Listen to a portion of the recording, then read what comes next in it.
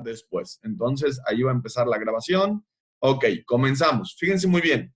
El día de hoy vamos a hablar de dos temas, que son dos temas cortos, bueno, más o menos cortos en el área del derecho penal. Y son los dos temas que ustedes tienen en pantalla y que se llaman tipicidad e imputabilidad. Estos son los dos temas que nosotros vamos a revisar durante el día de hoy.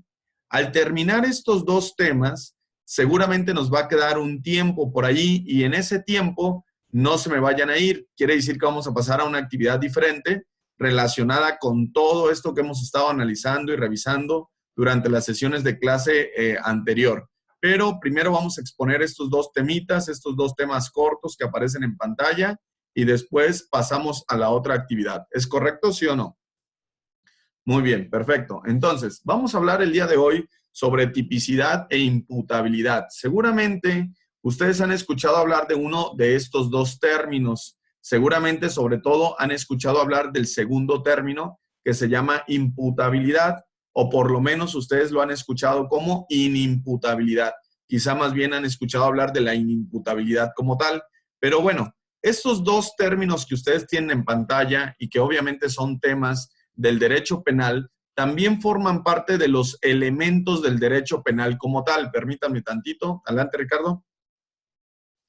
Profesor, ya me comuniqué con Ángel que está bien, pero que no tiene internet para conectarse y que ya no se quiere ir a conectar allá a la plaza donde se estaba conectando. Ah, ok. Bueno, le dices que de todas maneras, si durante el día, mañana puede conectarse, pues va a estar la clase por ahí grabada para que él la pueda ver. ¿Sale? Perfecto, profesor, gracias. Perfecto, gracias Ricardo, gracias. Entonces, avanzamos. Les comentaba yo que estos dos temas que tienen en pantalla son dos temas que tienen que ver también con los elementos del delito. Entonces, aquí estamos hablando de dos elementos más del delito. Son los últimos elementos que nosotros vamos a revisar ya dentro de este tema de los elementos del delito como tal. Nosotros ya habíamos señalado en sesiones de clase anterior que el delito, bueno, es una conducta que cuenta con 6 elementos. ¿Se acuerdan? La corriente que prácticamente utilizamos en México para hablar de los elementos del delito es la corriente exatómica, que nos dice que hay 6 elementos que forman parte de la conducta delictiva. Lo que es la característica de ser antisocial, antijurídica, culpable, punible, típica e imputable como tal. Entonces, tenemos 6 elementos que forman parte del concepto del delito en nuestro país porque seguimos esa llamada teoría exatómica. Y el día de hoy vamos a ver estos dos elementos que tienen en pantalla, lo que es la tipicidad y la imputabilidad. Ya hemos estado revisando en otras sesiones de clase los otros elementos, ya hemos revisado cómo funcionan algunos otros elementos como es la antijuricidad, también ya hemos revisado un poco sobre la culpabilidad y el día de hoy vamos a hablar de la tipicidad y de la imputabilidad. Entonces, son dos elementos más del delito que tenemos que analizar y que tenemos que estudiar porque juegan un papel muy importante dentro de la ejecución de una conducta delictiva y la forma de sancionar dicha conducta delictiva. Es decir, si va a haber responsabilidad penal o no va a haber responsabilidad penal como tal. Entonces, este es el tema en pantalla, dos elementos más del delito y los vamos a revisar a partir de aquí. Fíjense muy bien, primero vamos a hablar del elemento llamado tipicidad. Como tenemos dos elementos que estudiar, vamos a empezar por el primero que ustedes vieron en pantalla y que se llama tipicidad como tal. Entonces, ustedes ven por ahí el elemento tipicidad. ¿Qué significa tipicidad como elemento dentro de una conducta delictiva? Bueno, fíjense muy bien, por ahí aparece elemento constitutivo del delito que consiste en la adecuación del hecho que se considera delictivo a la figura o tipo descrito por la ley. ¿Cuándo hablamos de tipicidad como tal, chicos? Ojo aquí.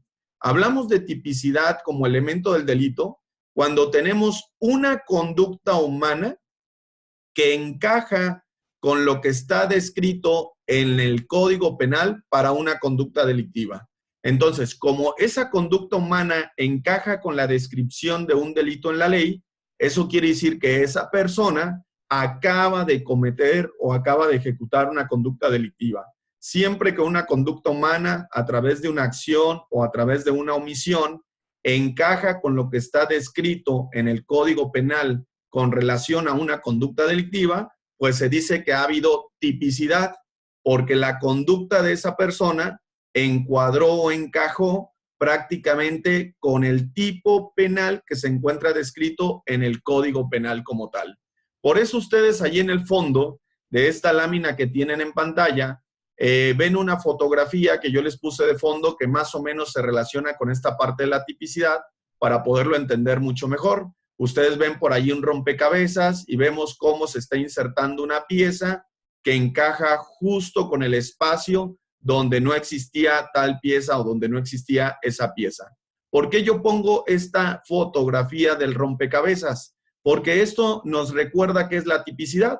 La tipicidad es que la conducta de una persona encaje o encuadre con el tipo penal que está descrito para un delito en el Código Penal. Entonces, siempre que una conducta humana se configura o encuadra con el tipo penal de un delito en el Código Penal, una persona ha cometido un delito como tal. ¿Hasta aquí se entiende esto, sí o no? ¿Sí? ¿Vamos bien hasta ahí? Muy bien, perfecto. En la parte de abajo ustedes ven lo siguiente, dice que la tipicidad es la conducta típica o tipicidad, bueno, tiene que ver con toda conducta que conlleva una acción u omisión que se ajusta a los presupuestos detalladamente establecidos como delito dentro de un cuerpo legal. ¿Qué quiere decir esto como tal? Vuelvo a lo mismo. Hablamos de tipicidad como elemento del delito cuando la conducta de una persona encaja o encuadra con el tipo penal, es decir, con la descripción que hay de un delito en el Código Penal. Si la conducta de una persona, ojo, no encuadra con lo que está descrito en el Código Penal, pues entonces esa persona no ha cometido un delito. Hay falta de tipicidad o existe pues el elemento negativo de la tipicidad que se llama atipicidad. Entonces, como aparece el elemento negativo llamado atipicidad, pues esto quiere decir que no habría conducta delictiva. Entonces, voy a resumir lo que he dicho hasta aquí. Punto número 1, la tipicidad es un elemento del delito. Es otro de los elementos del delito. Punto número 2, la tipicidad consiste en el encuadre de una conducta humana que puede consistir en una acción o en una omisión con lo que se encuentra descrito en el Código Penal. Entonces, eso es tipicidad, ¿sale? Y punto número 3, que no deben olvidar, el tipo penal, llamamos tipo penal a la descripción que hay de un delito en el Código Penal. Entonces, ojo, tipo penal es la descripción de un delito en el Código Penal y hay tipicidad cuando la conducta de una persona encuadra con ese tipo penal, es decir, con esa descripción que está en el Código Penal como tal. ¿Hasta aquí se entiende lo que he dicho? ¿Sí o no? ¿Sí? ¿Todos los demás? ¿Vamos bien? Muy bien, perfecto. Avanzamos. Hablando todavía de tipicidad, fíjense muy bien, para entender todavía más este tema, es importante que ustedes recuerden esto que yo puse entre comillas en esta lámina que ven en sus pantallas. Fíjense, dice, todo delito tiene sus elementos, pero aquí ya no hablamos del delito en general, hablamos de cada delito en particular. Cada delito en particular va a tener sus respectivos elementos. Por ejemplo, el robo tiene sus respectivos elementos, ¿sale? La violación tiene sus respectivos elementos, el homicidio tiene sus respectivos elementos. Entonces, cada delito que se encuentra descrito en el Código Penal va a tener como tal sus propios y específicos elementos. Y esos elementos son los que vamos a ocupar, esa descripción de ese delito son la que vamos a ocupar para entender cuándo hay tipicidad y cuándo no habría tipicidad. Entonces, recuerden, repito, cada conducta delictiva va a tener sus propios elementos y luego a la descripción de cada delito en el Código Penal se le llama tipo penal y al encuadre de una conducta humana con lo que está señalado en el Código Penal, es decir, con el tipo penal, se le conoce como tipicidad. ¿Está claro lo que he dicho hasta aquí? ¿Sí o no? ¿Sí? Muy bien. Avanzamos entonces con el material. Seguimos con el material en pantalla y fíjense muy bien lo que va a aparecer ahora para ustedes. Aparece por ahí un ejemplo que yo les puse en pantalla para que ustedes pudieran entender cómo funciona esto de la tipicidad y del tipo penal. Y agarré un ejemplo con un delito en particular y decidí tomar la violación, ¿sale? Aparece para ustedes en pantalla el delito de violación. Y ojo, fíjense muy bien, en el artículo 164 del Código Penal para el Estado de Michoacán se habla de la conducta delictiva de la violación. Y ojo con lo que dice en el artículo 164. Dice en la parte de arriba, en el primer párrafo, a quien por medio de la violencia física o psicológica realice cópula, se le impondrá de 5 a 15 años de prisión. Cuando el sujeto pasivo sea menor de 18 años, se impondrá de 10 a 30 años de prisión. Eso es cuando la víctima es menor de 18 años. Allí hay una agravante dentro de esa redacción de este delito que estamos viendo. Y luego dice en el siguiente renglón, se entiende por cópula la introducción del pene en el cuerpo humano por vía vaginal, anal o bucal. Y luego, voy Ricardo, déjame terminarlo, ¿sale? En el siguiente párrafo dice, se sancionará con las penas antes señaladas a quien introduzca por vía vaginal o anal cualquier elemento, instrumento o cualquier parte del cuerpo humano distinto al pene por medio de la violencia física o psicológica. Y luego termina este artículo con lo siguiente.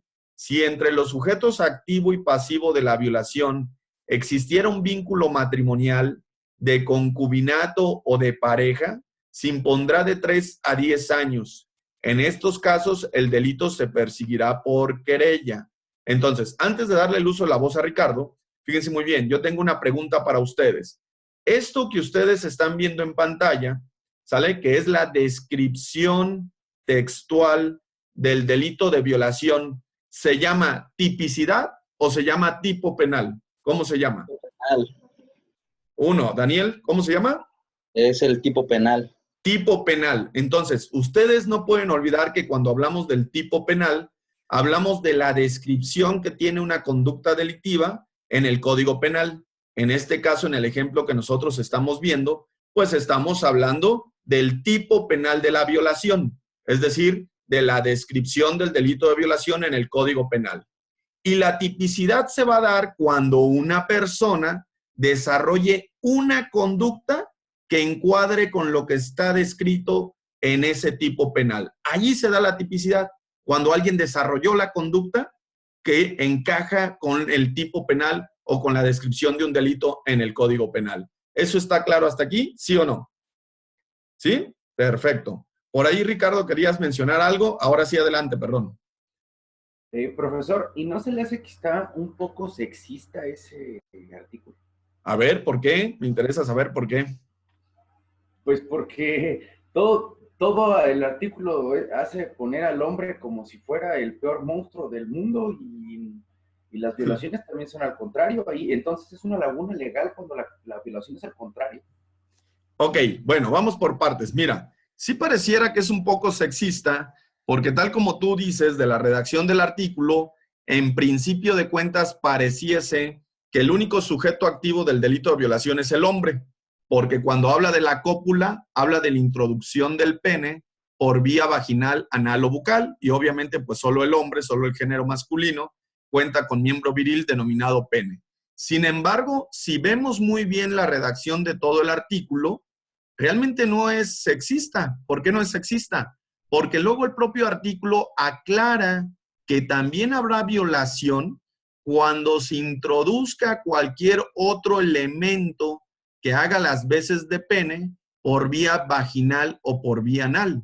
Puede ser un dedo, puede ser un marcador, puede ser cualquier elemento, un consolador, puede ser cualquier elemento que haga las veces de miembro viril o de pene por vía anal o vaginal. Bueno, creo que estoy dando ideas, ya no sé. Pero bueno, entonces, al final de cuentas, este artículo deja de ser sexista porque cuando aclara esta situación, pues nos damos cuenta que una mujer también pudiera llegar a violar a otra mujer, ¿sale? O una mujer incluso pudiera llegar a violar a un hombre. Claro, no con la existencia del pene, pero sí con la existencia de cualquier otro instrumento que hiciera las veces de este y a través de la violencia física o moral ¿sale? Y obligando a la víctima se introdujese este elemento por vía vaginal o por vía anal. ¿Sí me explico, Ricardo? ¿Está claro esto, sí o no?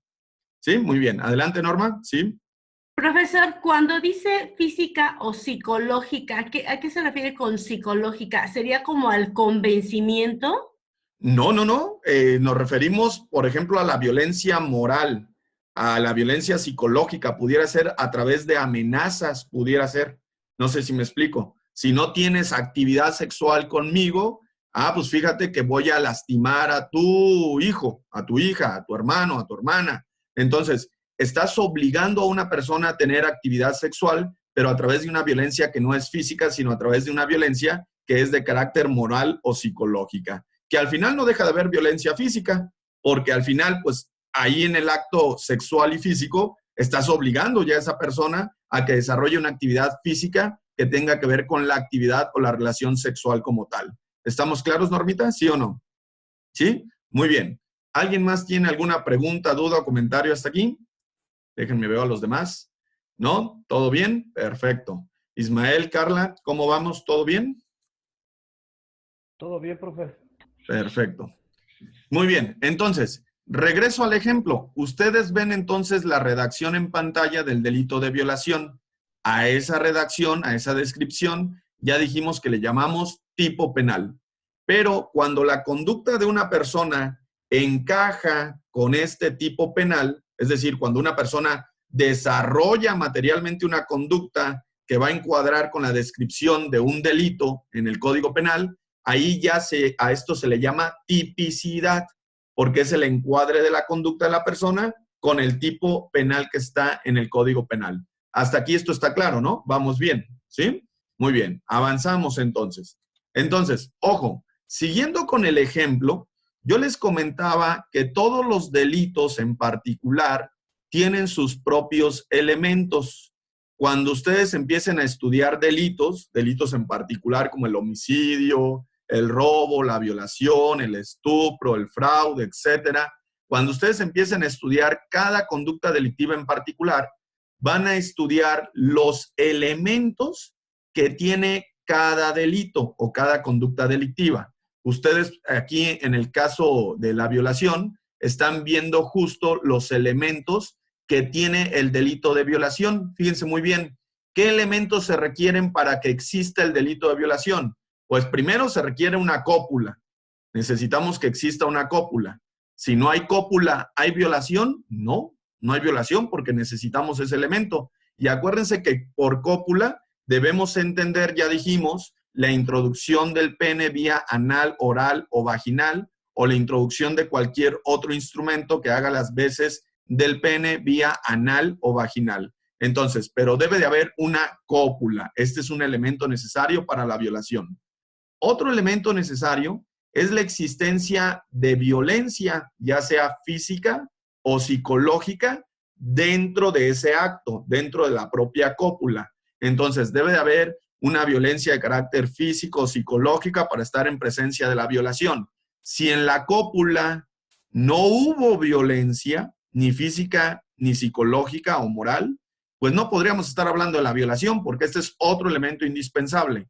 Y el último elemento indispensable que ustedes ven es la nula voluntad del sujeto pasivo para desarrollar esa cópula o esa relación sexual como tal. Entonces, ojo, también necesitamos que el sujeto pasivo tenga nula voluntad para que exista el delito de violación, porque si el sujeto pasivo, pues consiente una cópula y consiente que la cópula sea violenta, pues no habría violación, porque él dio su consentimiento para tal efecto, y entonces esto quiere decir que él estaba de acuerdo con la situación y con la forma de desarrollar esa actividad sexual, y que por lo tanto él quería que esto fuera así, y no podríamos hablar de que fue en contra de su voluntad, ni mucho menos de la existencia del delito de violación como tal. ¿Se entiende lo que he señalado hasta aquí? ¿Sí o no? Adelante, Normita. Profesor, no, ya no, yo solita me contesté, disculpe. Ok, Normita. Muy bien, entonces, para que exista el delito de violación, necesito, ojo, los 3 elementos. Ahora, cuando una persona, ojo chicos, desarrolla una conducta materialmente donde falte uno de estos tres elementos, uno solo, ¿habrá violación, sí o no?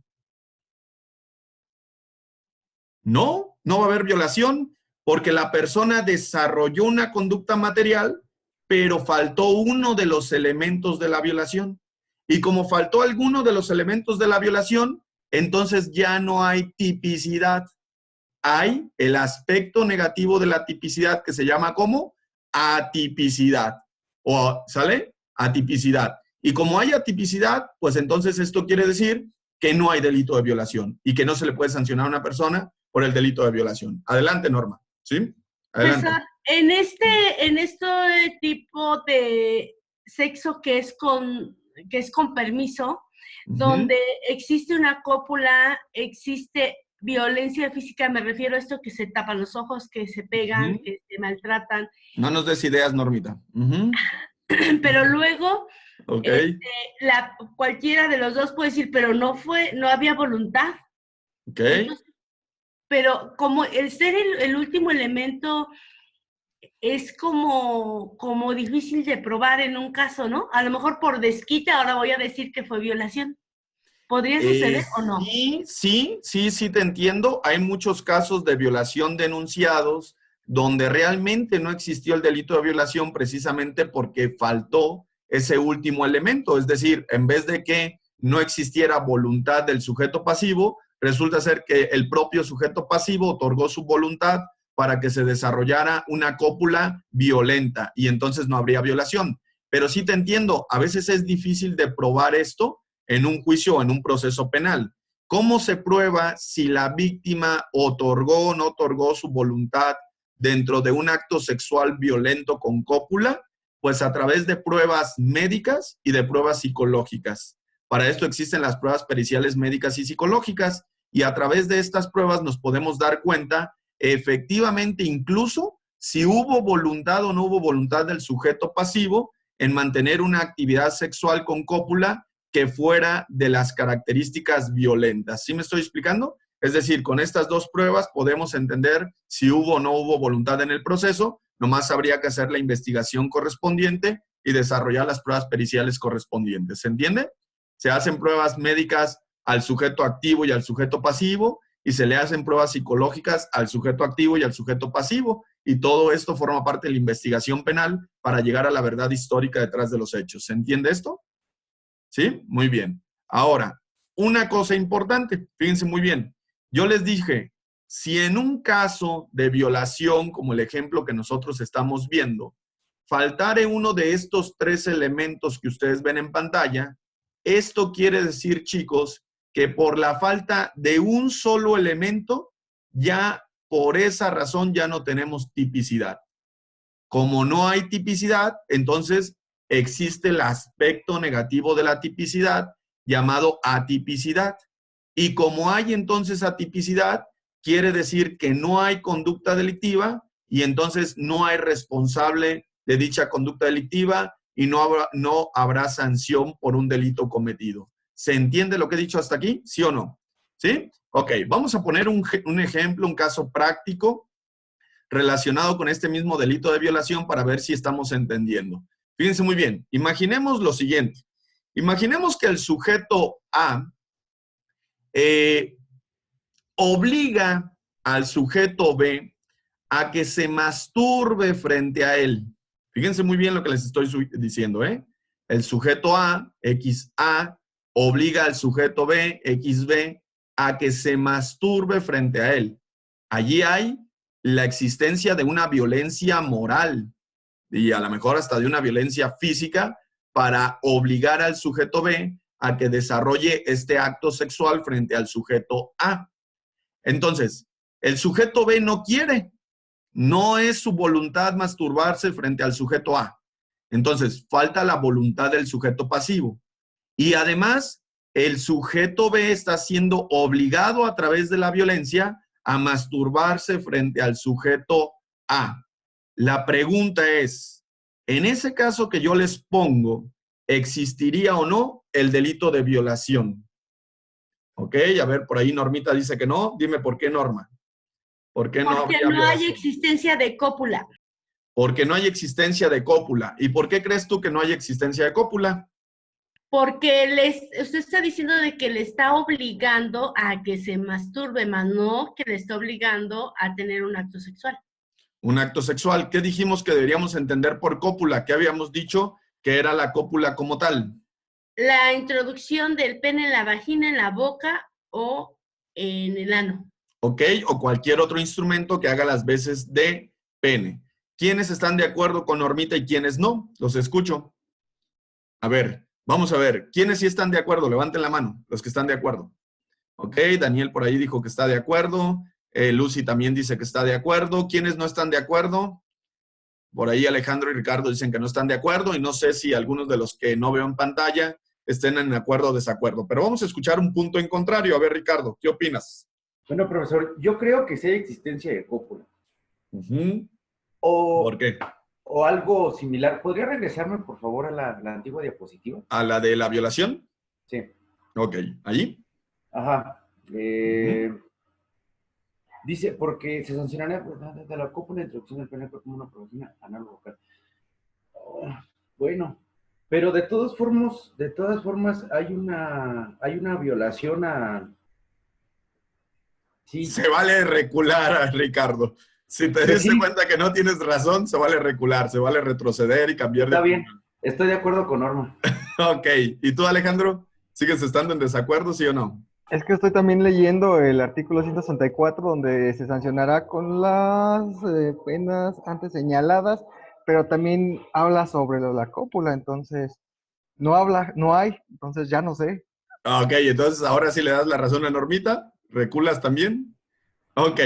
¿Cuál es la Profesor. respuesta correcta en el caso? Voy tantito, espérenme poquito. La respuesta correcta en el caso es justo lo que señaló Normita, ¿sale?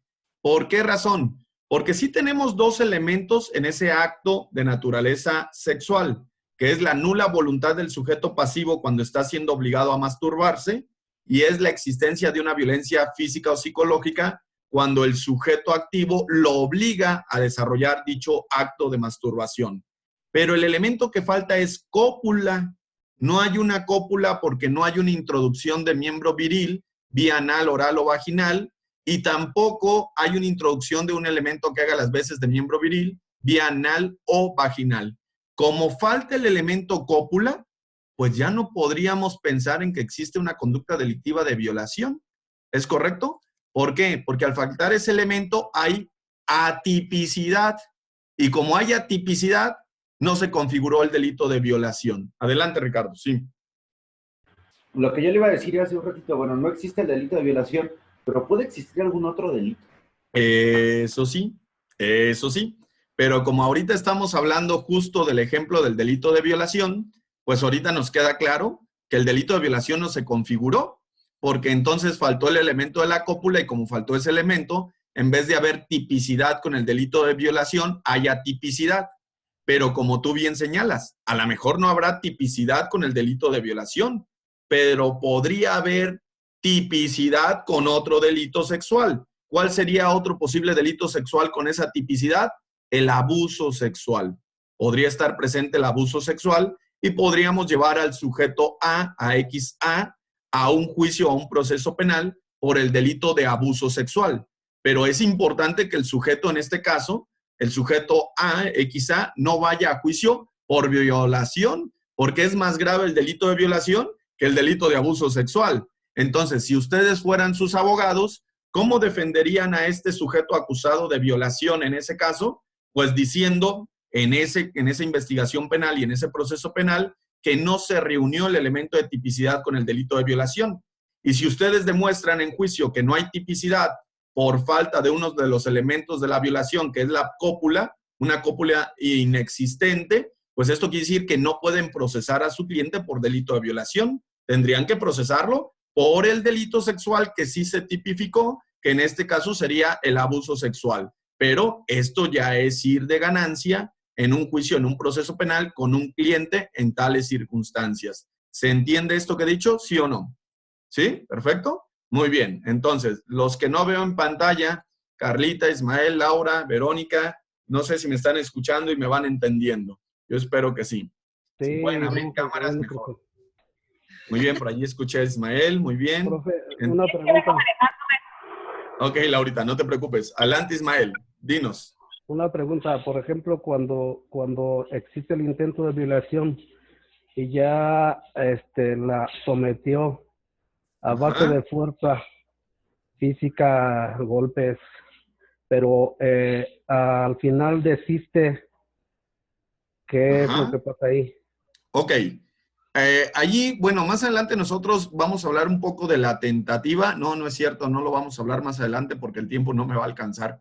Pero bueno, podríamos hablar de una posible tentativa en el delito de violación, o sea, una tentativa de violación, si demostramos en el proceso o en el juicio penal que la intención del sujeto era violar a la víctima, es decir, era incluso desarrollar la cópula. Y ahí hay que tomar en cuenta dos aspectos que son muy importantes. Ojo, si el sujeto activo desiste de la conducta delictiva porque hubo la intervención de un tercero en ello, o porque hubo una fuerza extraña tercera que intervino para que el delito de violación no se llevara a cabo, pues ese sujeto es culpable de la tentativa de violación, porque al final su intención sí era violarla, solo que al final ocurrió algo que no estaba en su voluntad como tal, que interrumpió la conducta delictiva, como podría ser el que participara un tercero y evitara la conducta delictiva. Entonces, si este sujeto no llega a ejecutar o a consumar la violación, es tentativa del delito de violación si es que una fuerza extraña o la intervención de un tercero que prácticamente evitó el delito de violación. Pero en la forma en la que tú señalas, mi estimado Ismael, tú dijiste que él conscientemente había decidido ya no desarrollar la acción. ¿Cierto o no es cierto? Así es, profe. Ah, O ok. sea que ahí nomás de repente él desiste. Entonces, si él voluntariamente, perdón Ismael, si él voluntariamente desiste, no podríamos llevarlo a juicio ni por violación ni por tentativa, porque su desistimiento en la conducta delictiva es voluntario, es decir, nace de él. Pero sí podríamos llevar a juicio a este sujeto por los delitos que hasta antes de que desistiera de la violación se habían cometido. Es decir, si a lo mejor este sujeto ya había toqueteado a la víctima, si ya a lo mejor este sujeto había lesionado a la víctima, pues entonces sí podemos llevar a juicio a este sujeto, no por violación, pero sí por lesiones, sí por abuso sexual y en grado de consumación, porque él consumó esos delitos. Del único delito que se podría, vamos a llamarle evadir, del único delito que él podría evadir la acción de la justicia, es del delito de violación porque voluntariamente desistió de ese acto. Pero de todos aquellos que haya consumado hasta ese momento, tendrá que ser procesado y sancionado por los mismos. No sé si estoy contestando tu pregunta, Ismael. Sí, profe, lo que pasa es que estaba leyendo el artículo 23 precisamente del Código Penal del Estado de Michoacán, del desistimiento, y ahí dice que pues no aplica ninguna consecuencia jurídica para en este caso el agresor. Así es, pero no aplica ninguna consecuencia jurídica para el agresor por lo que vea la conducta delictiva de la cual se desistió, que fue solamente la violación. Pero por lo que vea las conductas delictivas que hasta ese momento sí ya haya consumado, como te digo yo, a lo mejor ya la había golpeado, ya la había lesionado, ya la había toqueteado, entonces allí sí es responsable de los delitos que hasta ese momento había consumado, que podemos pensar que podrían ser lesiones y abuso sexual, pero no violación. ¿Sí me estoy explicando o no, Ismael? Exactamente, esa era la pregunta, porque en realidad el artículo 23 no menciona nada si la golpeó, la sometió por medio de golpes o algún traumatismo, nada, no menciona nada, entonces, pero sí dice que si desiste, pues no hay pena, pero ya me aclaró usted que si hay golpes sí se puede procesar por algún otro delito como violencia, ¿no? Como usted así es. Él no podrá ser procesado por el delito de violación porque desistió nada más de esa conducta, pero solo de esa conducta. Pero si hasta antes de la violación él ya había desarrollado otros delitos en grado de consumación, pues sí será procesado por los otros que sí desarrolló. ¿Sí me estoy explicando? Porque esos otros delitos sí existieron. ¿Sí? ¿Estamos claros? Sí, me queda claro. Perfecto, Ismael. Muy bien. ¿Alguien más tiene alguna pregunta? De hecho, esa pregunta, Ismael, era muy buena. ¿Alguien más tiene alguna otra pregunta? ¿No? Muy bien. Entonces, avanzamos. ¿Queda claro entonces lo que es la tipicidad y el tipo penal hasta ahorita? ¿Vamos bien? Muy bien. Ahora, ojo. Aparece para ustedes en pantalla esta conclusión que ustedes ven en mayúsculas y entre comillas. Dice, si no hay tipicidad, hay atipicidad, que es el aspecto negativo de la tipicidad, pero no hay delito. No hay delito, no hay sanción. ¿Se entiende lo que estoy diciendo? Fíjense muy bien. Lo que estamos diciendo allí es que si no hay tipicidad en un caso penal, es porque entonces más bien hay atipicidad. Y si hay atipicidad, esto quiere decir que no hay delito. Y si no hay delito, pues quiere decir que no va a haber sanción. No podemos sancionar a una persona, ¿sale? Si es que ésta no cometió ningún delito, en pocas palabras, si es que su conducta no encuadró con ninguna conducta delictiva descrita en la ley penal. Pero si su conducta se encuadró con alguna, entonces quiere decir que sí hay tipicidad. Y entonces sí hay delito, y entonces habrá sanción, habrá responsabilidad penal. ¿Se entiende esto, sí o no? ¿Sí? ¿Está claro? Muy bien. Avanzamos entonces en el material. Ahora, ¿cuál es el aspecto negativo de la tipicidad? La llamada atipicidad. Repito, el aspecto negativo de la tipicidad es la llamada atipicidad. Y yo intento por allí con una fotografía que les puse en la lámina, darles a entender qué es la tipicidad.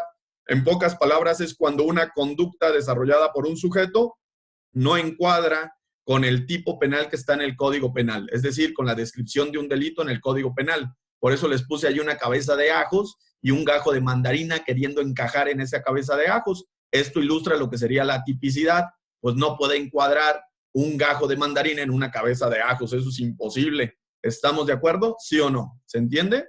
Muy bien, perfecto. Hasta aquí, chicos, ¿alguna duda? Porque vamos a entrar en el otro elemento. Escucho a los que no veo en pantalla. Ok, muy bien. Los que no veo en pantalla, ¿no tenemos dudas? No. Muy bien. Berito, ¿estás por ahí, sí o no? Maestro, oiga, pero tengo una duda. Ajá. Pero o llegué tarde. Sí, me di cuenta. Un ejemplo del aspecto negativo de la tipicidad, pero como arrojado a la sociedad o no de un ajo y el gajo de la mandarina. Pues sí, pues es justo lo que acabamos de mencionar. Cuando una persona desarrolla una conducta delictiva que no reúne todos los elementos del delito de violación, pues esa persona no ha cometido violación. Y como no ha cometido violación, hay atipicidad y por lo tanto no podemos sancionarlo por violación. ¿Sí viste cuando hablé de los elementos de la violación o no? Sí, y ¿Sí? ya Ismael estaba preguntando eso, y más bien podemos sacar otros elementos para acusarlo, ¿no? Exactamente, pero de un delito diferente porque la conducta de él no tuvo todos los elementos del delito de violación. ¿Se entiende? Perfecto, muy bien, excelente. Entonces, dejamos la tipicidad como elemento del delito y nos vamos al estudio de otro elemento del delito, que es la llamada imputabilidad. Entonces, abandonamos la tipicidad, nos vamos a la imputabilidad. ¿Qué debemos entender por imputabilidad? Fíjense muy bien lo que dice aquí. Imputabilidad es la capacidad del ser humano para entender que su conducta lesiona los intereses de sus semejantes y para adecuar su actuación a esa comprensión. Significa atribuir a alguien las consecuencias de su obra, para lo cual el acto debe ser realizado con discernimiento, intención y libertad. Y del otro lado ustedes ven otra definición. Ahorita platicamos esto que estamos mencionando. Dicen la definición que ven del lado derecho. Imputabilidad es el conjunto de condiciones físicas y psíquicas de madurez y salud mental legalmente necesarias para que puedan ser puestos en la cuenta de una persona determinada, los actos antijurídicos que tal persona ha realizado. Nosotros relacionamos sobre todo el concepto de imputabilidad con la cuestión de salud mental. ¿Cierto o no es cierto? Ustedes han escuchado hablar de que hay personas que están mal de sus facultades mentales y desarrollan conductas delictivas. Y entonces, esos sujetos que desarrollan conductas delictivas estando mal de sus facultades mentales, son sujetos que no son imputables, son más bien lo contrario, son sujetos inimputables del delito. ¿Por qué? Porque la imputabilidad tiene que ver, chicos, con la salud mental, con la madurez mental. Entonces, cuando una persona desarrolla una conducta delictiva, tiene que estar demostrado en juicio y en proceso que esa persona que ha cometido tal delito está en salud mental, es mentalmente salubre, vamos a llamarle así, consciente de lo que ha hecho, maduro de entender la conducta que ha desarrollado y las consecuencias de esa conducta que ha desarrollado. Entonces, cuando nosotros hablamos de imputabilidad, relacionamos este concepto, este término en materia penal con la salud mental y, ojo, con la madurez, cuidado, con la madurez, ¿sale? Para entender que la conducta que se ha cometido es una conducta delictiva que daña a otra persona o los derechos o los intereses de otra persona. Aquí pregunto, se supone que todos nosotros estamos bien mentalmente hablando, ¿verdad que sí? ¿Sí o no? Yo espero que sí. Daniel dice que él no tanto, pero yo espero que todos estemos entonces mentalmente bien. Y como todos estamos mentalmente bien y además somos maduros, porque ya somos mayores de 18 años de edad, porque ya tenemos capacidad de ejercicio, porque ya nadie ejerce una patria potestad a nuestro favor, una tutela, pues esto quiere decir que somos, ¿sale? Personas imputables, que tienen plena salud mental y plena madurez. Adelante, Ricardo. Sí. Profesor, entonces, hay delito, pero es inimputable. Hay delito, pero es inimputable. ¿Y qué creen? Que como hay delito, pero cometido por una persona inimputable, va a haber sanción. Cuando una persona inimputable desarrolla una conducta delictiva, sí se sanciona, chicos. No crean que no se sanciona. Va a haber sanción. Entonces, ojo con esa parte, porque fíjense muy bien, qué bueno que Ricardo tocó ese tema. Cuando no hay tipicidad, es decir, cuando más bien hay atipicidad en un delito, el aspecto negativo de la tipicidad, ¿cuál es la consecuencia? Que no hay delito. Y como no hay delito, no va a haber sanción. Eso es hablando de la tipicidad. Pero ahora hablando de la imputabilidad, cuando un sujeto inimputable comete un delito, sí hay responsabilidad penal y sí se debe sancionar. Solo que se buscan otras formas diferentes de sanción a la pena privativa de la libertad de aquel sujeto inimputable que cometió dicha conducta delictiva. Pero a diferencia de la tipicidad, en la imputabilidad sí hay responsabilidad penal, hablando de sus aspectos negativos, claramente. ¿Se entiende lo que he dicho, sí o no? ¿Sí? Muy bien. Entonces, en el entendido de que todos los que estamos escuchando la clase somos personas que tenemos plena madurez, salud mental, pues si cualquiera de nosotros cometiera una conducta delictiva, seríamos sujetos ¿qué? Imputables. ¿Sale? Ahora, imaginemos que una persona que está mal de sus facultades mentales desarrolla una conducta delictiva. Ese sujeto sería ¿qué? Inimputable. Pensemos que un niño de 8 años de edad comete un delito. Ese sujeto sería inimputable. Ojo, ¿eh? En el caso del loquito que desarrolló la conducta delictiva, ese sujeto es inimputable por falta de salud mental. En el caso del niño que desarrolló el delito, ese niño de 8 años de edad, ese niño es inimputable por falta de madurez. ¿Se entiende la diferencia? Porque ese niño está bien, mentalmente hablando, pero le falta madurez para entender que lo que ha hecho es una conducta delictiva que lastima a otras personas. ¿Se entiende lo que estoy diciendo hasta aquí? ¿Sí o no? ¿Sí? ¿Los demás? ¿Todo bien o no? ¿O hay dudas y preguntas? Porque este tema es súper interesante e importante, ¿eh? ¿Sí? Ok, avanzamos en el material. ¿Cuál es el aspecto negativo de la imputabilidad? Pues la llamada inimputabilidad. Este es el aspecto negativo de la imputabilidad. Cuando una persona no es imputable, pues es inimputable. ¿Se entiende? ¿Vamos bien hasta ahí? Muy bien. Avanzamos con el material. ¿Cómo debemos entender la inimputabilidad? Voy a avanzar porque esto lo vimos. Bueno, Para el Código Penal, para nuestra ley penal o nuestras leyes penales, la inimputabilidad tiene que ver con la falta de salud mental. La inimputabilidad tiene que ver con la falta de madurez cuando una persona está en esos supuestos y comete una conducta delictiva. Y fíjense muy bien, curiosamente, ningún código penal del país, ni el Código Penal Federal, ni ningún código penal de ningún estado de la República, nos dice qué es la inimputabilidad. Ninguno nos da un concepto de inimputabilidad, pero sí nos dice quiénes son sujetos inimputables.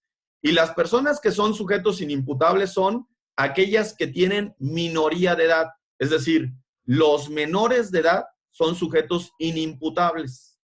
Aquellos que tienen un problema de enajenación o alteración mental o percepción de la realidad que sea permanente.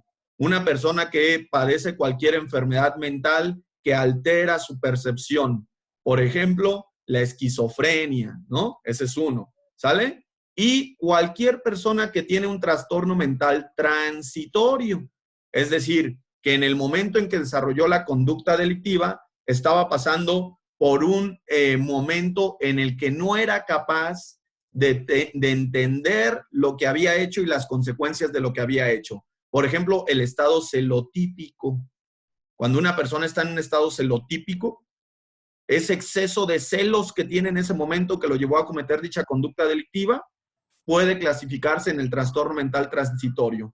Porque mientras ese sujeto está en ese estado celotípico y donde tiene toda esa emoción, todas esas emociones alteradas, pues en ese momento no es capaz de entender lo que está haciendo ni las consecuencias de lo que está haciendo. ¿Sale? Entonces, esos son los supuestos que entran en la inimputabilidad. Voy a poner un caso y voy a hacer unas preguntitas. Fíjense muy bien. Imaginemos que un esposo llega a su domicilio conyugal, ¿sale? Y entonces el esposo llega al domicilio conyugal siendo obviamente ya una persona madura, de 30 y tantos años de edad, que tiene plena salud mental, no padece ninguna enfermedad mental diagnosticada, ¿sale? Que afecte su raciocinio, pero el esposo llega a su domicilio, entra a su domicilio, camina hasta la habitación conyugal y se encuentra a su pareja, sea esposa o esposo, ¿sale? Cónyuge o cónyuga, se encuentra a esta persona manteniendo actividad sexual con otro o con otra. Y entonces el esposo enloquece de celos, pero enloquece temporalmente. Entra en un estado celotípico tan grande que no es capaz de controlar sus emociones ni entender sus acciones. Y entonces en ese estado celotípico, el tipo va, saca un arma de fuego de un cajón que tiene en la misma habitación y le pega 3 tiros a cada uno de los sujetos que estaban teniendo actividad sexual en su habitación. El tipo ha cometido el delito de homicidio, ¿sale? Su conducta es típica del delito de homicidio. El delito de homicidio dice que comete el delito de homicidio aquel que priva de la vida a otro. Entonces, él mató a 2 sujetos, privó de la vida a 2 sujetos. Él ha cometido el delito de homicidio porque su conducta encuadra en el tipo penal del delito de homicidio. Hay tipicidad, ¿sale? Pero la pregunta es, ¿el sujeto es una persona inimputable? ¿Sí o no? ¿Qué piensan ustedes? Oigan, ahí Alejandro dice que sí, Berito dice que sí, pues díganme más que sí. Por acá también Lucy dice que sí, Daniel que sí, Norma que sí. A ver, y decirme por qué el sujeto es un sujeto inimputable. ¿Alguien más que Ricardo? Porque luego nomás escucho a Ricardo. A ver, vamos con Lucy. Vamos a escuchar a Lucy. Porque sufrió un trastorno mental transitorio. Exacto, porque él está en el supuesto de un trastorno mental transitorio. Está en un estado celotípico que altera su estado emocional y su capacidad de razonamiento, aunque sea solo temporal, ¿sale? Porque está en un estado temporal por los celos que está viviendo, ¿sale? Pero entonces, en ese momento y bajo ese estado temporal de celotipia, bajo ese trastorno mental transitorio, él mató a los otros 2 sujetos. Es un sujeto inimputable para el derecho penal. pero esto significa que no es responsable y no hay que sancionarlo. No, se le tiene que sancionar porque independientemente de que ella en ese momento no tenía raciocinio, cometió el delito de homicidio. Exactamente. Prácticamente con los agravantes, porque a pesar de que no haya, en ese momento no tenía el conocimiento de sí, de todos modos lo hizo y no le metió uno, les metió 3 a cada uno. Ok, sí. Entonces, realmente hay mucha gente, de verdad hay mucha gente en los derechos por ese tipo de delitos. Es correcto. Entonces, fíjense muy bien, a pesar de que en ese momento es un sujeto inimputable por un trastorno mental transitorio, esto no significa que no se le deba sancionar, que no se le deba castigar y que no sea responsable penalmente del delito cometido. Porque ya dijimos, la inimputabilidad no trae como consecuencia la no sanción. Eso no es así. Cuando una persona comete un delito en estado de inimputabilidad, al final de todas maneras se le debe sancionar y se le debe castigar porque es responsable del delito cometido. Adelante, Ricardo, sí. Profesor, por ejemplo, el cuate alega que hay un trastorno transitorio. Ajá. Estoy de acuerdo totalmente con Lucy. Uh-huh. Pero si cuando una persona, por ejemplo, en el delito, cuando una persona presenta un trastorno mental transitorio, pues dispara donde sea, ¿no? Ok. Pero si en la escena del delito le dio en la cabeza a los dos, eso sería una agravante para poder imputarlo. Ok. Para que sea imputable. Ok. El trastorno mental transitorio lo va a determinar o lo van a determinar peritos en ese proceso penal, ¿sale? Tendremos que escuchar a psiquiatras, tendremos que escuchar a psicólogos que nos digan si efectivamente podemos catalogar a ese sujeto en ese momento bajo la situación de un trastorno mental transitorio. Si estos peritos efectivamente determinan que había un trastorno mental transitorio, pues el sujeto sí estaba en un estado de inimputabilidad. Pero aún así hay que sancionarlo y hay que castigarlo por el delito cometido. Pero si los peritos en el proceso y en el juicio determinan que no había trastorno mental transitorio, que él estaba plenamente consciente de lo que estaba haciendo, de las consecuencias del acto que iba a desarrollar, que le metió 3 tiros a cada uno sabiendo lo que ocurría y demás, pues no hay trastorno mental transitorio y ese sujeto no es inimputable, es imputable. Y entonces el juez va a sancionar con todo el peso de la ley. ¿Sí me estoy explicando o no me estoy explicando? ¿Sí? ¿Seguros? Muy bien. Creo que Berito quería comentarnos algo. Berito y luego Ismael creo también quiere. Adelante, Berito. Sí. Ajá, y Norma también. A ver, Berito primero. Ya.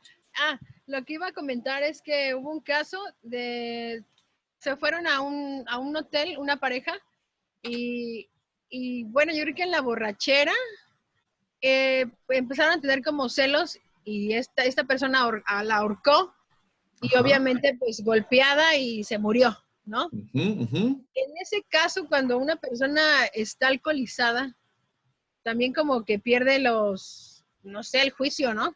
Okay. También puede ser como inimputable. Muy bien, es una buena pregunta, y eso pues se contesta a través de las pruebas periciales que hagan los expertos en el proceso. Vuelvo a lo mismo.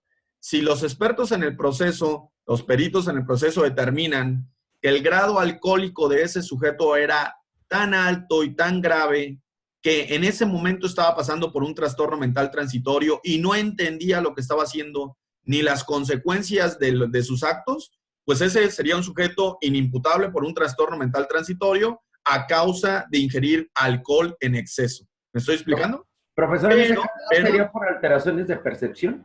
Sí, pero espérenme tantito. Ahí hay un detalle importante. Pero si los peritos determinan que su estado alcohólico y su grado de alcoholismo en ese momento no interferían con el hecho de que él supiera muy bien lo que estaba haciendo y las consecuencias de sus actos, ese sujeto es imputable. Y en la gran mayoría de esos casos, todos esos sujetos son imputables. Porque a pesar de tener un grado alcohólico tan alto, que digo, a lo mejor existe algún caso determinable en que en el alcohol sí nos hace perder la memoria, el juicio y todo lo demás, pero en la gran mayoría de esos casos, con todo el grado de alcoholismo que pueda existir, los sujetos son conscientes de lo que está pasando y de lo que están haciendo. Podrían no ser conscientes después del acto, pero en el acto sí lo son.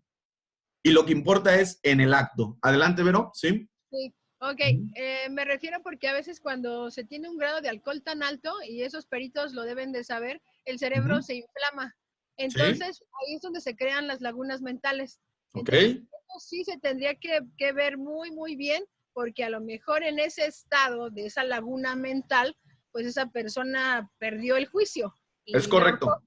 Es correcto, pero eso no lo decidimos nosotros los abogados. Sí. Lo tendrán que decidir los peritos al respecto, ¿sale? Y con base en las pruebas periciales aportadas por ellos, se habrá de determinar si había un trastorno mental transitorio o no, ocasionado o consecuencia de haber ingerido determinada cantidad de alcohol o por el estado alcohólico en el que se encontraba el sujeto. Sí, te entiendo, pero eso lo determinarán los peritos. ¿Sale, Berito? Sí, muy bien.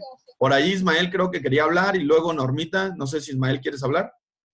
Sí, de hecho les quería poner un ejemplo real, ¿no?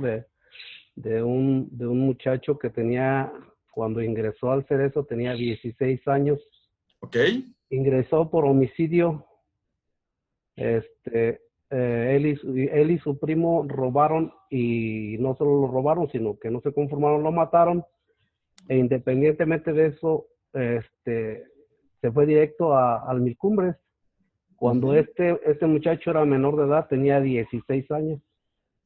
Y aún así, con todo y eso, obviamente yo sé que ahí pues violentaron sus derechos humanos, ¿no? Porque para empezar él debió haber sido inimputable por ser menor de edad.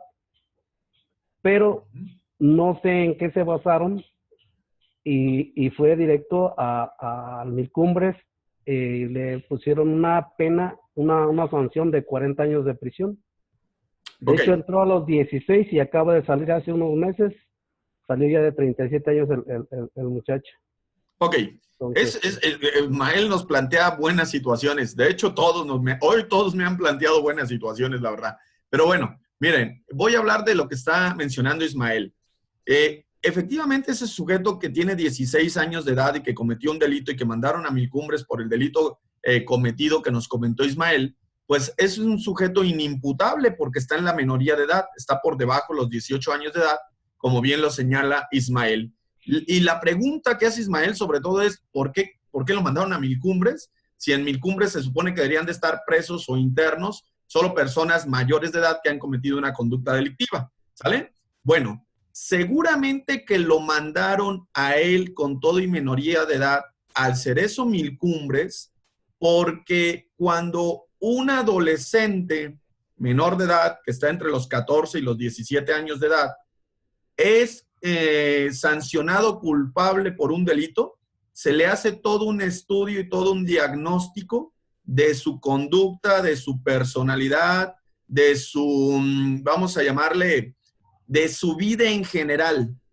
Y aunque sea menor de edad, si este sujeto, siendo menor de edad, con toda su personalidad que carga consigo, pone en riesgo al resto de los adolescentes donde lo debieron haber mandado para compurgar su sanción, pues las autoridades determinan que no puede estar con esos adolescentes, porque se pone en riesgo a ese conjunto de adolescentes a donde lo iban a mandar o a donde lo debieron haber mandado. Y entonces el consejo que lo valoró dijo, sí es menor de edad, pero este sujeto ya tiene una personalidad y tiene un estado emocional y tiene una forma de pensar y demás, que ya no va con los adolescentes, sino que ya piensa como un adulto, se comporta como un adulto, tiene emociones de un adulto, etcétera, y por eso, aún siendo menor de edad, lo mandaron con los adultos. ¿Sí me estoy explicando? Lo mismo ocurriría si, por ejemplo, una persona que acaba de cumplir 17 años de edad o que incluso está a punto de cumplir los 18 años de edad, cometió un delito, si en ese estudio, por ese consejo técnico que valora esa persona, se ve que ese sujeto piensa todavía como un sujeto de 15 años, a pesar de que está a punto de cumplir la mayoría de edad, por eso muchas veces los mandan con adolescentes, aun cuando estando con adolescentes cumplan con la mayoría de edad, porque muchas de las veces no solo depende de la edad, sino depende también de la determinación del consejo y del diagnóstico que éste ha hecho sobre esa persona para saber si la edad del sujeto concuerda con la madurez que debe de haber a esa edad. No sé si me estoy explicando como tal. Hay un consejo que valora esa situación y por eso creo, Ismael, que ese chico que tenía 16 años terminó de todas maneras yendo a 1000 cumbres por la valoración del consejo que se dio respecto a este sujeto cuando ya lo habían sentenciado culpable del delito. ¿Sí me estoy explicando un poco o no? Sí, sí. Ahí yo nada más lo que yo siempre decía o me preguntaba, si en su momento él hubiese puesto su queja ante la Comisión Estatal de los Derechos Humanos, ¿qué hubiera pasado? Pues la Comisión Estatal de Derechos Humanos tendría que haber valorado ese diagnóstico del consejo por el cual se decidió mandar a ese adolescente a un cerezo para adultos y no para adolescentes.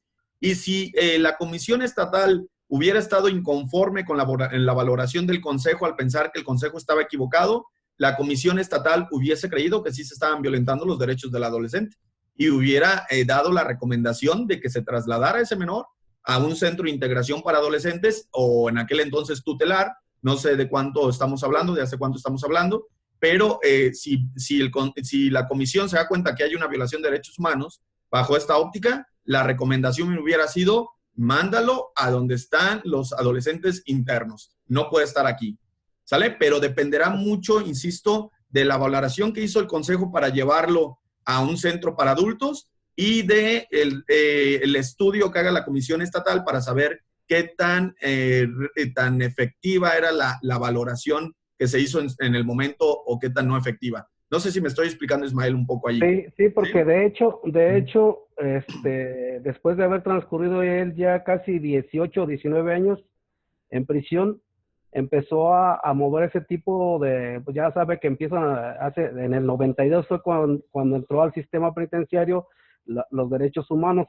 Uh-huh. Entonces, lo empezaron a leccionar y empezó a hablar, empezó a meter sus quejas por ese motivo, y fue una de las atenuantes como para que alcanzara él el beneficio y saliera a la mitad del tiempo. Cumplió 21 años de 40 años, 42 y cacho que le habían aventado, cumplió nada más 21, salió a los 37 años el muchacho. Entonces, pero sí fue un atenuante el haber hablado con la Comisión Estatal como para que alcanzara el beneficio para salir en la mitad de la sentencia. Es correcto. A mí me parece bien tratado el caso y tienes la razón en ese sentido. Muy bien. ¿Alguien más? Por ahí Normita creo que quería hablar al respecto. Adelante, Normita, ¿ya no? Ya se me olvidó, profesor. Ya se le olvidó con tantas cosas que hemos dicho. Muy bien. Entonces, en pantalla ustedes ven quiénes son las personas inimputables en México. Que la legislación penal determina que tienen inimputabilidad. Y entonces ustedes ven ahí que son los menores de edad. Ojo, ahí entre paréntesis yo les puse, ¿sale? Nosotros sabemos que la minoría de edad en México son 18 años de edad. Cuando un menor de edad comete un delito entre los 17 años de edad hacia abajo, pues ese sujeto es inimputable, pero la edad en que la persona cometió el delito juega un papel muy importante en materia penal. Fíjense muy bien, si la persona que cometió el delito está entre los 12 y los 17 años de edad, va a haber responsabilidad penal, se va a procesar a ese sujeto a través de la justicia integral para adolescentes e incluso se le puede privar de su libertad, pero siempre y cuando pase de los 14 años de edad. Me explico otra vez.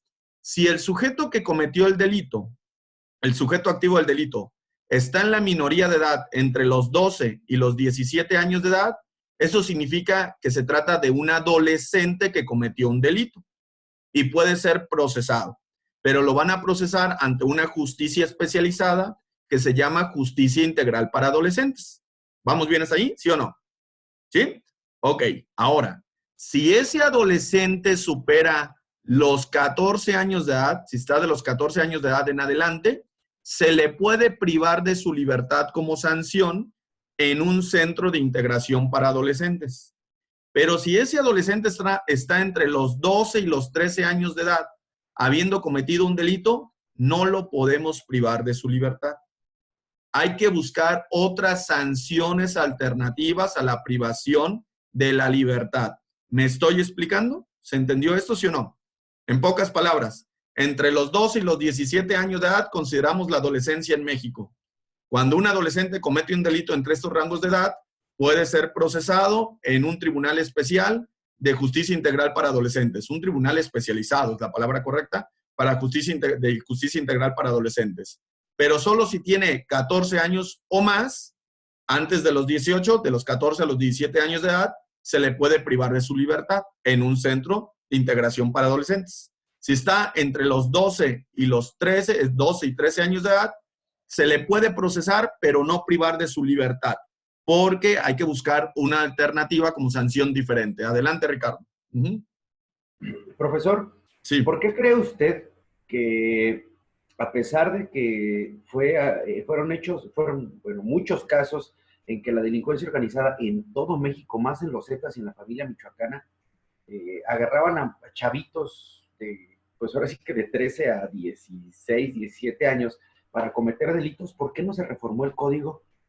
Sí se reformó. De hecho, se reformó a tal forma que ahora a partir de los 12 años de edad podemos procesar a un adolescente por haber cometido un delito. Antes no eran 12 años de edad.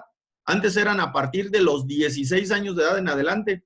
Entonces, precisamente porque la delincuencia organizada utilizaba mucho a los adolescentes a partir de los 12 años de edad para cometer delitos, se reformó la ley y bajaron la edad para poder procesar a los adolescentes que cometen una conducta delictiva. Y ahora tenemos de los 12 años de edad en adelante para poderlos procesar, pero solo de los 14 en adelante si los queremos privar de la libertad. Ahora, si tenemos una persona que es menor de 12 años de edad y cometió un delito, ya no hablamos de un adolescente, hablamos de un niño que cometió un delito. Y si ese niño que cometió un delito que está por debajo de los 12 años de edad es culpable del delito que cometió, ¿lo podemos procesar? No. ¿Lo podemos sancionar? Sí, pero se buscan sanciones diferentes a la privación de la libertad, que ahorita más adelante en una lámina les voy a decir más o menos qué sanciones. ¿Se entiende lo que he dicho? Si quien cometió el delito es menor de 12 años de edad, es un niño y no lo podemos llevar a la justicia integral para adolescentes. Si quien cometió el delito es mayor de 12 años de edad y menor, obviamente, de 18, es decir, de los 12 a los 17, es un adolescente, lo podemos procesar con justicia integral para adolescentes, ¿sale? Pero solo lo podemos privar de su libertad si tiene 14 años de edad, de los 14 años de edad a los 17. Porque si está entre los 12 y los 13, podemos procesarlo, pero no sancionarlo con una pena privativa de libertad, sino buscando otra alternativa de sanción. ¿Se entiende todo este relajo de las edades, sí o no? ¿Sí? Muy bien, perfecto. Entonces déjenme ver a los de este lado. ¿Estamos claros, Ismael, Alejandro, Daniel? ¿Sí? ¿Vamos bien hasta aquí? Ángel, Carla. Sí, profe. Muy bien. Por ahí Angelín, no sé si me está escuchando, ¿no? Pero sí. Si no, pues bueno, ya después que vea la clase. Aquí estoy. Muy bien, Angelín. Ok. Si no has visto toda la clase, no has escuchado toda la clase, Ángel, voy a cargar este video allí en Classroom para que la veas después cuando tú puedas. ¿Sale, Ángel? Sí, por favor. Ok, perfecto. Avanzamos. Ok, aparece para ustedes en pantalla una pregunta que es súper importante. Déjenme, les bajo esto para que puedan ver la pregunta. Dice en la pregunta del encabezado en la parte de arriba, las personas que son declaradas inimputables no pueden ser sancionadas. ¿Qué dije yo? ¿Pueden o no pueden ser sancionadas? Sí, ahí dice Normita que sí pueden ser sancionadas y es correcto. Las personas que son declaradas inimputables sí pueden ser sancionadas. Y fíjense lo que aparece ahí en el texto. Dice, la persona declarada inimputable no puede ser sancionada, no realmente, pero ojo con lo que dice a continuación. El sistema penal mexicano posee dos formas de reacción contra la comisión de un hecho delictivo, las penas y las medidas de seguridad. Cuando a una persona inimputable se le vincula a proceso y se determina que sí participó en la comisión de un delito, entonces el sistema de justicia le impone una medida de seguridad. ¿Qué quiere decir esto? Ojo, que las personas inimputables que han cometido un delito sí pueden ser sancionadas, pero van a ser sancionadas con una cosa que se llama medida de seguridad. Hay dos formas para sancionar a una persona penalmente en el país, a través de una pena y a través de una medida de seguridad. A los sujetos inimputables se les sanciona con una medida de seguridad, pero se les sanciona. ¿Se entendió lo que he dicho, sí o no? ¿Sí? Sí, ¿Seguros? profe, o sea, Muy bien. se le sanciona, pero no se le sentencia. Sí, o sea, reciben una sanción como castigo a través de una medida de seguridad, aunque con una óptica diferente a lo que sería una pena para para un adulto, para un mayor, que sería a través de una sentencia como tal. Ok, adelante, Ricardo. Profesor, la diferencia entre sanción y sentencia. Bueno, la sentencia es el medio para dictar la sanción. ¿Sí me explico? Es decir, dictamos una sanción a través de una sentencia, pues. Entonces, utilizamos la sentencia como medio para dictar una sanción en materia penal. Entonces Pero su esa razonamiento sanción... es equívoco, profesor. ¿Cómo? Entonces el razonamiento que había dado antes es equívoco, porque dijeron Porque que no había una sentencia, pero sí había una sanción. Entonces tiene que haber primero una sentencia para que haya una sanción. Sí, o sea, va a haber una sanción. Se les va a sancionar a los sujetos inimputables. ¿Sí me explico? Si se trata de un sujeto inimputable que es un adolescente, ya dijimos, entre los 12 y 17 años de edad, se le va a llevar a un juicio, a un proceso penal para justicia integral para adolescentes y se les va a dictar una sentencia con una sanción. O no sé si me estoy explicando o no. Es que usted, Ajá. Ismael, cuando hicieron el primer comentario, decían que no se aplicaba una sentencia, pero sí una sanción. Pero No, si no. eso Ujú. lo dijeron primero, entonces después yo entendí que la sanción se dicta a partir de una sentencia. Sí, no. A ver, en este caso se dicta una sentencia, pero solo que esa sentencia no va a contener una pena, sino va a contener una medida de seguridad. Y esa va a ser la sanción. No sé si me estoy explicando. ¿Sí? ¿Seguros? Porque se me hace que ya se hizo bolas, fui yo. A ver, cuando tenemos un sujeto inimputable, como puede ser un adolescente o puede ser una persona que está mal de sus facultades mentales, sí se va a dictar una sentencia si se llevó a proceso esa persona, obviamente tiene que haber un proceso para que se dicte la sentencia, y por medio de esta sentencia se va a sancionar a ese sujeto, pero no con una pena, sino con una medida de seguridad, porque estamos frente a un sujeto inimputable. ¿Eso queda claro o no queda claro? ¿Sí? ¿Estamos claros? No se vayan a confundir, ¿sí? Muy bien. Ahora, entonces, las medidas de seguridad son las sanciones que reciben los sujetos inimputables que han cometido un delito como tal. Entonces, avanzando con el material, ojo, aparece otra pregunta que es importante para ustedes. Dice en la parte de arriba, ¿las medidas de seguridad implican la privación de la libertad? Ya dijimos, cuando un sujeto inimputable comete un delito, se le sanciona con una medida de seguridad. Ahora, esa medida de seguridad que se le impone a un sujeto inimputable por un delito, ¿implica una privación de la libertad? Por ahí Ismael dijo que sí, y sí, sí implican una privación de la libertad, pero también pudieran no implicarla, es decir, las dos cosas. Ahorita vamos a ver por qué. Fíjense muy bien, dice en rojo, la legislación penal tiene un catálogo de medidas de seguridad, que son las que se les imponen a los sujetos inimputables. Y luego dice, las legislaturas penales hablan de un tratamiento para inimputables, es decir, todos los códigos penales, el Código Penal Federal y el Código Penal para el Estado de Michoacán y el Código Penal de cada Estado de la República, tienen un apartado donde se habla de cómo debe ser el proceso y el tratamiento de un sujeto inimputable que ha cometido un delito. Todas las legislaturas lo tienen. Voy a dejar de compartir esta pantalla con ustedes. Permítanme tantito y voy a compartir otra diferente. Espérenme poquito, ¿eh?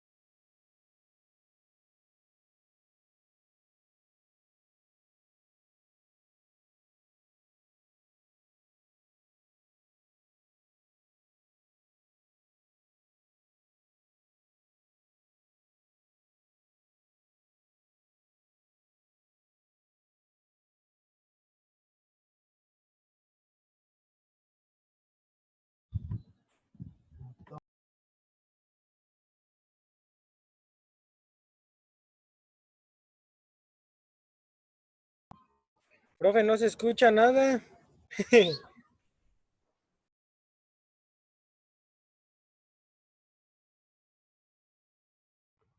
Porque no está hablando. Profesor, quite usted el silenciador aquí en el microfonito que está del lado de abajo, del lado izquierdo.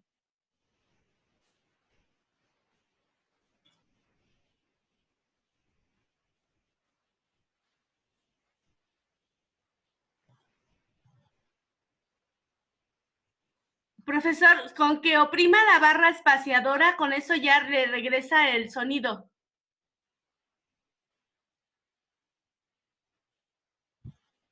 No se escucha.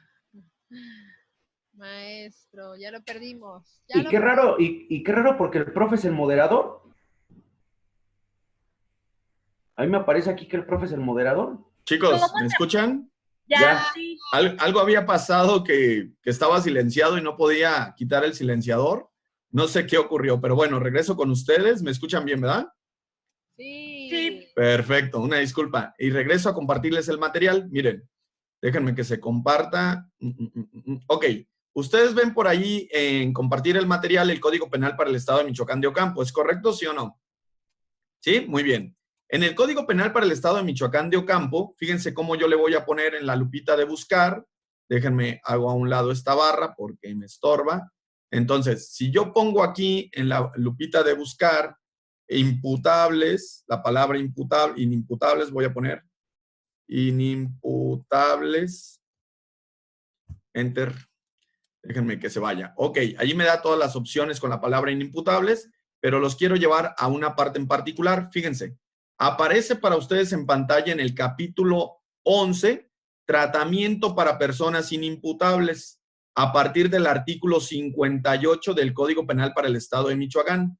Eso quiere decir que en este artículo y en este capítulo, el Código Penal para el Estado de Michoacán nos habla de cómo deben de ser tratadas y procesadas las personas inimputables que han cometido un delito. ¿Se entiende eso, sí o no? Entonces, vean cómo el Código Penal lo señala. Ahora, todos los códigos penales de todos los estados de la República van a tener un capítulo en las mismas condiciones, en diferente artículo quizá, pero van a tener un capítulo sobre tratamiento de personas inimputables. Me voy a salir del Código Penal para el Estado de Michoacán, voy a dejar de compartir pantalla con ustedes. Permítanme un momento.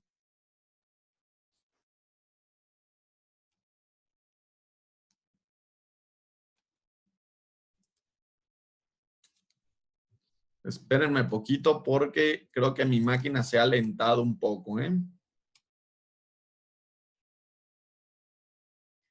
Ok, déjenme ver.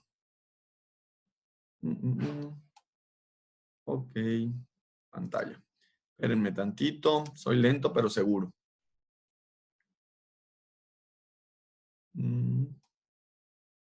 ¿Me siguen escuchando, verdad? ¿Sí me escuchan? ¿Sí? Muy bien. Espérenme un momento. Muy bien. Entonces, aquí estoy regresando a el material que yo les estaba compartiendo. De la presentación dice, las legislaturas penales hablan de un tratamiento para inimputables y ustedes se acaban de dar cuenta cómo el Código Penal para el Estado de Michoacán habla de un tratamiento para personas inimputables. Y lo mismo van a hacer todos los códigos penales de todos los estados de la República, incluyendo el Código Penal Federal. Entonces, cuando un sujeto inimputable ha cometido un delito, el juez tiene que aplicar justo ese capítulo de tratamiento para inimputables para poder entonces saber cómo lo va a tratar y cómo lo va a procesar y cómo va a hacer justicia en ese caso. ¿Se entiende lo que se ha señalado hasta aquí, sí o no? ¿Vamos bien? Sí, perfecto. Y luego, en el tercer renglón en rojo dice, las opciones de quien juzga son aplicar una medida de tratamiento en internamiento o en libertad. ¿Qué quiere decir esto? Que cuando un juez penal procesa a un sujeto inimputable, él va a tener dos opciones. Aplicar un tratamiento en internamiento, es decir, estando privado de su libertad aquel sujeto inimputable, o aplicar un tratamiento en libertad, es decir, aplicar un tratamiento aun cuando el sujeto inimputable mantiene su libertad. ¿Se entiende las dos opciones que tiene el juez penal? ¿Sí? ¿Sí o no? Muy bien. Ahora, dice en el siguiente párrafo, en el primer caso, la persona inimputable será internada en la institución correspondiente para su tratamiento durante el tiempo necesario para su curación, sin rebasar 70 años. La medida de seguridad tendrá carácter terapéutico en un lugar adecuado para su aplicación y queda prohibido aplicar en instituciones de reclusión privativa o de ejecución de sanciones penales o sus anexos. Lo que nos está diciendo aquí es que el juez penal que sanciona a un sujeto inimputable tiene como primera opción aplicar un tratamiento en internamiento a ese sujeto inimputable y lo va a mandar a aquel lugar que será el más adecuado para darle ese tratamiento, pero estará privado de su libertad del sujeto, porque fue una sanción con tratamiento en internamiento. Y luego en el párrafo de abajo, que es el segundo párrafo, digo el último párrafo, perdón, que ustedes ven en la lámina, dice, en el segundo caso, él o la juez tiene la facultad de entregar al o la inimputable a sus familiares o a las personas que conforme a la ley tengan la obligación de tutelarle, siempre y cuando reparen el daño, se obliguen a tomar las medidas adecuadas para el tratamiento y vigilen de la persona y garanticen el cumplimiento de las obligaciones contraídas. Esto quiere decir que la segunda opción para un juez penal que procesa a un sujeto inimputable es establecer como sanción un tratamiento, pero un tratamiento en libertad. ¿Y qué quiere decir esto? Que ese sujeto inimputable se va a poner a disposición de sus padres, de sus tutores o de aquellas personas que habrán de cuidarlo, vigilarlo, para revisar que se está recibiendo ese tratamiento. ¿Se entiende esto? ¿Sí o no? ¿Sí? Muy bien. Imaginen un caso como el siguiente. Piensen ustedes en esto que les voy a comentar.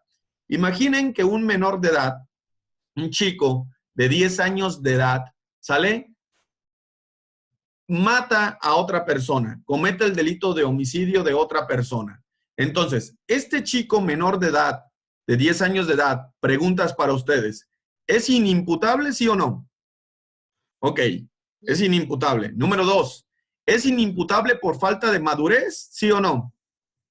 Muy bien. Número 3, ese sujeto, ese niño, es, bueno, ya lo dije, ¿un adolescente o un niño? Un niño, ¿no? Un niño. Y luego, 4, ¿ese sujeto se le va a sancionar por el delito cometido, sí o no? ¿No se le va a sancionar por el delito cometido? Sí, se le va a sancionar. Ojo, no se le va a procesar. Profesor, pero tiene 10 años. Exacto, ¿No que los de 10 años no? Sí, a ver, es que eso es lo que no quiero que confundan. No se le va a procesar porque solamente se puede procesar a las personas a partir de los 12 años en adelante. Pero eso no significa que no se le vaya a sancionar. Claro que se le va a sancionar. Ahora, la sanción que va a recibir ese niño es la de un tratamiento, pero en libertad o en privación de su libertad. En libertad. En libertad. Y va a aplicar justo lo que nosotros acabamos de señalar ahorita en ese párrafo final.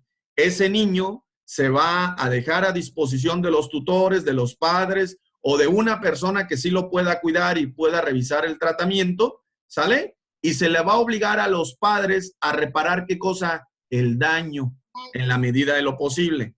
Pero fíjense cómo todo cambia. Ojo, si ese menor ya no tiene 10 años, sino 12 años, ¿se le puede procesar, sí o no? Sí se le puede procesar, porque tiene 12 años. A partir de los 12 años ya lo podemos procesar. Entonces, si tiene 12 años, se le puede procesar. ¿Se le puede privar de su libertad como sanción en tratamiento? No, porque todavía está en la edad en que no lo puedes privar de esa libertad. Entonces, le vas a imponer una sanción, ¿sale? Seguramente de tratamiento en libertad. Y los padres tienen que reparar el daño. Ahora fíjense cómo la cosa vuelve a cambiar. Si ese niño ya no está en los 12 años de edad, sino está en los 14 años de edad, ya es tal cual un adolescente. Y entonces, al ser tal cual un adolescente con 14 años de edad, ¿se le puede procesar? Sí se le puede procesar, ¿sale? Se le puede emitir una sentencia de responsabilidad penal y con sanción, sí. ¿Y se le puede privar de su libertad? Sí se le puede privar de su libertad a través de un tratamiento, ¿sale? Para personas inimputables, porque a partir de los 14 años de edad ya podemos privar de libertad. ¿Se entiende lo que estoy diciendo, sí o no? Díganme honestamente, ¿eh? Sí, maestro, de los 14 a los 17 ya se fregaron, porque va a haber todo. Muy bien. Lucy, ¿quieres comentar algo? Preguntar algo, adelante. Sí, profe. Por ejemplo, volviendo al ejemplo que vimos sobre la persona esta del trastorno mental transitorio, ahí va a ser procesado, bueno, va a privarse de su libertad por el homicidio, pero sí va a ser sancionado con alguna medida de seguridad. Sí, porque no deja de ser un sujeto inimputable. Y como sigue siendo un sujeto inimputable, a los sujetos inimputables se les sanciona con una medida de seguridad. Pero la medida de seguridad que va a recibir ese sujeto en ese caso va a ser seguramente un tratamiento estando privado de su libertad. No sé si me explico.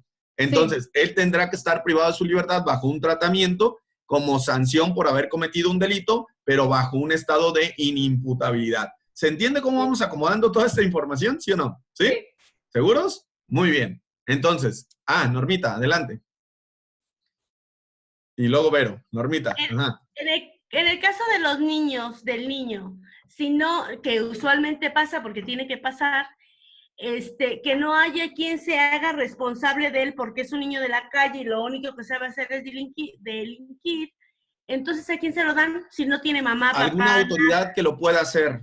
Alguna autoridad o algún familiar que exista con relación al menor que lo pueda hacer. Puede ser abuelo, abuela, tanto materna como paterna. Puede ser tío, tía. Pero si no hay nadie, alguna autoridad del Estado, como pudiera ser el propio DIF. O al final ese niño puede estar en un, ¿cómo le llaman los lugares para niños? Se me fue el nombre. Orfanato.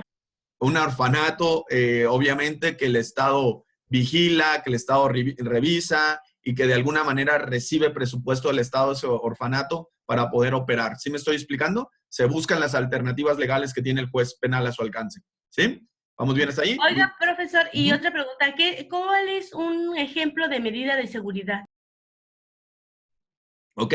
Normalmente las medidas de seguridad son tratamientos. Los tratamientos necesarios para esa persona que cometió dicho delito y que se encuentra en estado de inimputabilidad. Por ejemplo, para el esposo que tuvo un trastorno mental transitorio, pues seguramente será un tratamiento con terapia psicológica, conductual, emocional, a lo mejor con medicamento frente a un psiquiatra o con un psiquiatra. Normalmente se buscan tratamientos, son los que se buscan de acuerdo a las condiciones del sujeto inimputable que cometió el delito. Pero acuérdate, ese tratamiento puede ser con privación de libertad o sin privación de libertad. Eso ya dependerá de las circunstancias bajo las cuales se encuentra el sujeto inimputable que cometió el delito. ¿Estamos claros, sí o no? ¿Sí? Muy bien. Por ahí Ismael creo que... perdón, era Vero y luego Ismael, perdón. Adelante, Verito. Con el ejemplo, bueno, lo que preguntó Lucy, mi pregunta es la siguiente. Sí, obviamente se lleva a lo mejor a un psiquiatra, ¿no? Sí. Mi pregunta es, ¿quién paga esos diagnósticos o esas cuestiones psicológicas? Sé que a lo mejor el Estado debe de tener esas instituciones, pero de una primera instancia, ¿quién paga o se encarga el Estado totalmente de que... Sí, el Estado se encarga prácticamente de ese pago y de la erogación de ese recurso. Acuérdate que el Estado tiene centros de salud mental que puede utilizar para tal efecto. Entonces, por ejemplo, aquí en Morelia, el psiquiátrico de Morelia puede ser utilizado, sale para ese caso, para ese tipo de situaciones. Entonces, normalmente el Estado es quien eroga ese gasto en ese tratamiento, sale porque él es a quien le compete la función de la reinserción social. Y al final, bueno, este tratamiento forma parte de la reinserción social de ese sujeto inimputable. No sé si me estoy explicando. Entonces, por eso el Estado de alguna manera eroga el gasto, pero con sus propias instituciones de salud mental que tiene a su alcance. ¿Sí me expliqué? Sí, no puede ser un privado. Un privado no podría ser, ¿no? Pues un privado, mientras lo pague el propio inimputable o sus familiares y estén dando... ¿cómo se llama? Aviso a la autoridad de que el tratamiento se está tomando con ese particular. Pero normalmente hay incluso áreas, vamos a llamarle así, áreas de control psiquiátrico al interior de los centros penitenciarios, ¿eh? O sea, dentro de los centros penitenciarios hay unidades para estas personas que son inimputables y que están privadas de su libertad. Entonces están privadas de su libertad en un cerezo, pero dentro de ese cerezo, o en un cerezo dentro de una unidad especializada que existe para ello. ¿Sí me estoy explicando? No sé si Ismael sepa si aquí en el cerezo Mil Cumbres tenemos una unidad especializada al interior para la atención de personas inimputables. No sé, Ismael, si hay o no hay. Sí, precisamente era algo de lo que quería yo comentar ahorita, porque según lo que leímos ahorita en el párrafo anterior, dice que la medida de seguridad no podrá ser realizada en ningún centro preventivo. Y sin embargo, sí lo hay, porque por ejemplo, en el David Franco, pues está el área de inimputables. Exacto, mira, allí antes te voy a parar tantito, Ismael. Fíjate, aquí apareció en pantalla para ustedes otra pregunta. ¿Dónde se aplican las medidas de seguridad para inimputables? Y hace rato se decía que en un lugar externo a un centro de reinserción social, y como dice Ismael, eso es falso, porque la gran mayoría de los centros de reinserción social tienen unidades para atención de personas inimputables ahí dentro del centro de reinserción social. Entonces, al final, esos inimputables están privados allí en el centro de reinserción social, pero en esa unidad para inimputables. Eso era lo que nos estás diciendo. Ismael, adelante. Sí, exactamente era lo que yo le estaba comentando. Y, por ejemplo, aquí era respecto a la pregunta que hacía Vero, dice que ¿quién paga? Bueno, es por medio del Estado, pero a final de cuentas pagamos todos con nuestros impuestos. Sí, entonces, eso es correcto. Lo más triste de todo esto es que, por ejemplo, cuando se sacan esos inimputables para que se les haga un chequeo en el centro de salud para... se me fue el nombre. Para enfermos mentales. Para enfermos mentales. Finalmente no los quieren ni ellos mismos. Los regresan al centro penitenciario porque no hay medicamentos, no hay las instalaciones adecuadas para poderlos tener ahí. Entonces, ¿qué hacen los centros penitenciarios? No hay otra más que mantenerlos ahí. Y cuando esto pasa, sus familiares ya no se hacen cargo de ellos. Entonces, el centro penitenciario tiene que proveerlos de todos sus medicamentos, porque si no les da sus medicamentos, pues, por obvias razones, se inhiben. Otra vez. Entonces, no hay otra más que mantenerlos con su medicamento para mantenerlos tranquilos. Eso es lo que pasa finalmente. Es correcto. Todo lo que dijo Ismael es completamente cierto. Por eso fíjense muy bien la conclusión que yo puse en esta lámina en 2 renglones en rojo. Fíjense muy bien.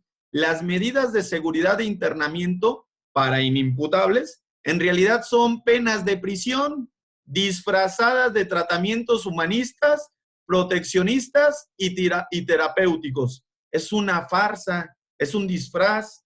Cuando una persona inimputable se le sanciona por el delito que cometió y se le condena a un tratamiento, ¿sale? Privado de su libertad, ese sujeto va a estar privado de su libertad en un centro penitenciario, pero al interior de ese centro penitenciario, en la unidad para personas inimputables, pero sigue siendo prisión. Entonces, tenemos un supuesto tratamiento para personas inimputables disfrazado. No sé si me estoy explicando, porque al final esos sujetos están en prisión y ahí tienen un excelente tema de tesis.